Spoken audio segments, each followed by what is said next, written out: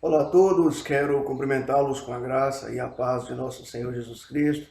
Eu quero convidar você nesse dia a refletir comigo no livro de Atos dos Apóstolos, capítulo de número 3, dos versos de número 1 até o verso de número 8. A palavra de Deus diz assim: E Pedro e João subiam juntos ao templo à hora da oração, a nona.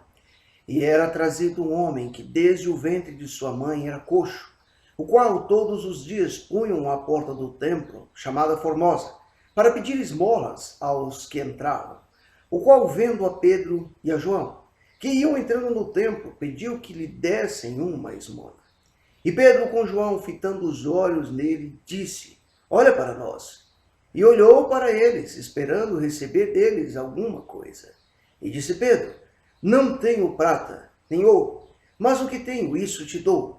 Em nome de Jesus Cristo, Nazareno, levanta-te e anda. E tomando-o pela mão direita, o levantou, e logo seus pés e artérios se firmaram. E saltando ele, pôs-se em pé, e andou com eles no templo, andando e saltando e louvando a Deus. Refletiremos nesse dia a respeito do tema Um grande milagre do passado e do presente. Esse texto sagrado nos apresenta uma importante história da igreja primitiva, a qual era agraciada com o poder pela ação do Espírito Santo prometido por Jesus.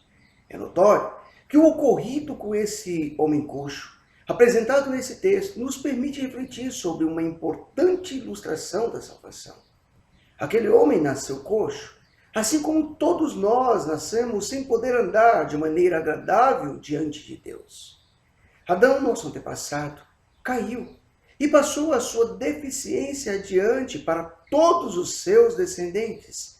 É o que nos relata o apóstolo Paulo ao escrever a sua carta aos Romanos, no capítulo 5, verso de número 12, onde a palavra de Deus diz assim: Portanto, como por um homem entrou o pecado no mundo, e pelo pecado a morte, assim também a morte passou a todos os homens, por isso que todos pecaram.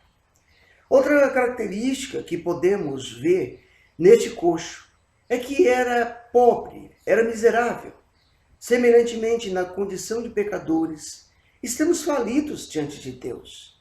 E Jesus ele nos conta uma história no Evangelho de Lucas, no capítulo 7, dos versos 41 a 43, que ilustra muito bem isso.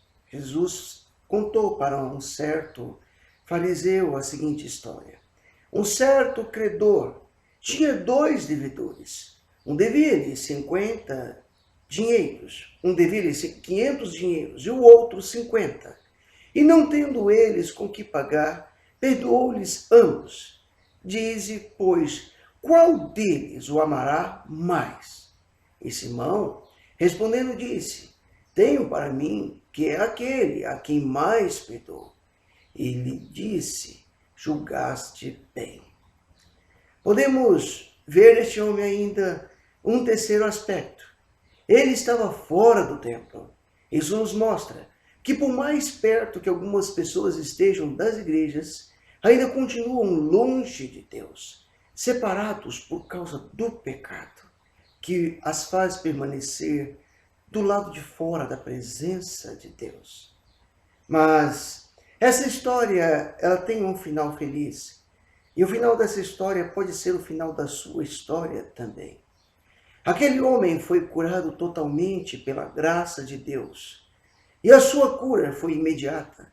Ele não recebeu uma esmola, mas sim um tesouro imensurável, o qual o apóstolo Paulo nos apresenta em sua carta escrita aos Efésios, no capítulo de número 2, verso 8. E com essa carta de Paulo aos Efésios, capítulo 2, verso 8, eu quero encerrar nesse dia essa reflexão. Paulo disse: Porque pela graça sois salvos, por meio da fé, e isto não vem de vós, é dom de Deus.